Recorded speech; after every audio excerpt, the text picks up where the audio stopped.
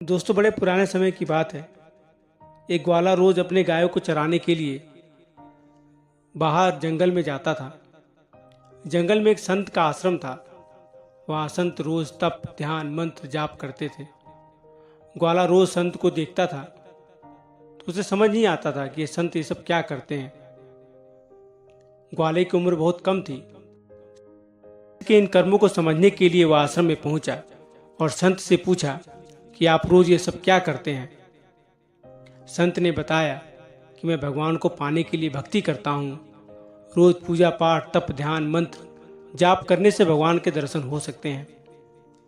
संत की बात सुनकर ग्वाले ने सोचा कि मुझे भी भगवान का दर्शन करना चाहिए। यह सोचकर ग्वाला आश्रम से निकलकर एक सुनसान जगह पर पेड़ के नीचे एक पैर पर खड़े होकर तप करने लगा। कुछ देर बाद उसने सांसें लेना भी बंद कर दिया। ग्वाले ने सोचा कि जब तक भगवान दर्शन नहीं देंगे मैं ऐसे ही रहूंगा। छोटे से भक्त की इतनी कठिन तपस्या से भगवान बहुत जल्दी प्रसन्न हो गए। वो ग्वाले के सामने प्रकट हुए और बोले कि पुत्र, तुम आंखें खोलो, मैं तुम्हारे सामने आ गया हूँ। ग्वाले ने आंखें खोले बिना ही पूछा कि आप कौन हैं। भगवान बोले कि मैं वही ईश्वर हूँ जिसके दर्शन के लिए तुम तप कर रहे हो।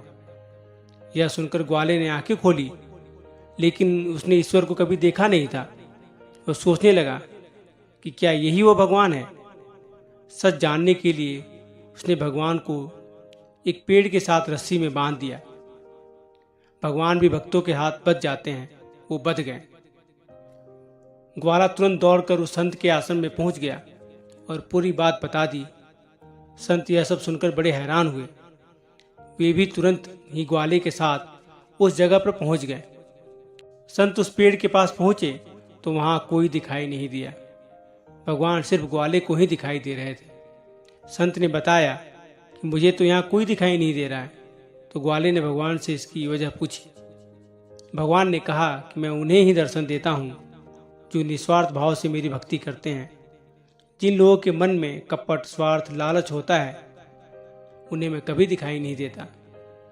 दोस्तों, इस कहानी से हमें ये सीख मिलती है कि जो लोग भगवान की भक्ति निजी स्वार्थ की वजह से करते हैं उन्हें भगवान की कृपा नहीं मिल पाती। निस्वार्थ भाव से ही की गई भक्ति ही सफल हो पाती है। जो व्यक्ति निस्वार्थ भाव से भगवान का भजन करता है, तप करता है, भगवान उसके लिए दौड़े चले आते हैं। राधे राधे।